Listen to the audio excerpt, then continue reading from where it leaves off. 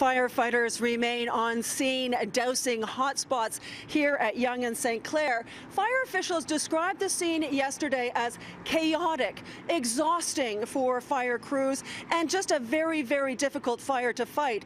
So the deputy chief is very pleased with the progress that they've made so far. However, the investigation, of course, is just at the beginning stages. It could be weeks, months. They may never know the cause of this fire. However, they do believe it is not suspicious. The pictures are stunning. Massive damage caused to the historic badminton and racquet club after flames broke out yesterday morning and quickly escalated to a 6-alarm blaze.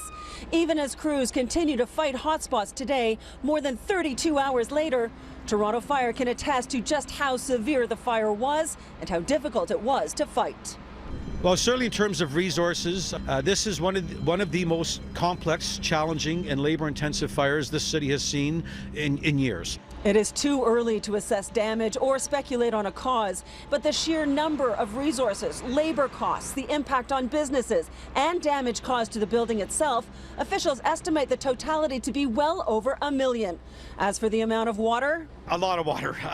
We had 7 elevated devices, which I have not seen in 21 years, at a fire flowing for over 12 hours. Yeah. Certainly thousands and thousands and thousands of liters of water were deployed at this fire. The damage is absolutely significant, and quite frankly, it looks like a bomb went off. The fire operation has now been scaled down dramatically as things slowly return to normal. The number of crews dropped from 120 yesterday to about 20 to 30 today. The fire marshal's office is now on scene, along with Toronto Building Services and engineers who are beginning to assess structural damage and figure out how the fire started. Quite frankly, the cause, I suspect, could be weeks, if not months. So you do have access to the building at this point, certain parts of it? We have access to certain portions of it. We do not have access to where the heaviest damage has been done. It's still very unstable, and quite frankly, we are still spraying water, and we still have active hotspots. Crews are now working hard on the cleanup, along with Toronto Hydro and Enbridge. They're pumping water out of hydro vaults so power can be restored. Some of those vaults had as much as 12 feet of water in them. We tried unsuccessfully to reach officials from the racquet club today, but the president sent out an email to members updating them, saying the fire appears to have spared the west side of the club. Jim Jessup says it's too early to tell if any part of the building can be saved. That will be up to their structural engineers. Yeah. Certainly we are still playing water on some hotspots.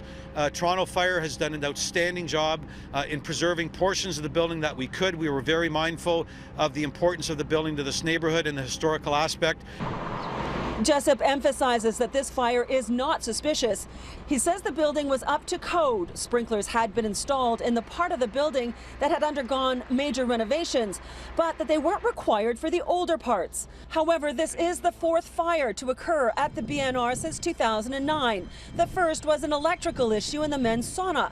There was a chimney fire in 2013, and some improperly stored rags caused another in 2015. But the deputy chief maintains those incidents weren't cause for excessive concern. Types of fires that have occurred in this building over the years are not uncommon, and they certainly have not raised a concern for us because the cause has been different each time. So in spite of the number of fires at the BNR, fire officials do not consider the club high risk. It doesn't have to undergo yearly inspections. However, after the last major fire in 2009, a thorough and comprehensive inspection and investigation was done. Jim Jessup calls it the service's post-fire program, which will, of course, also come into play following this fire.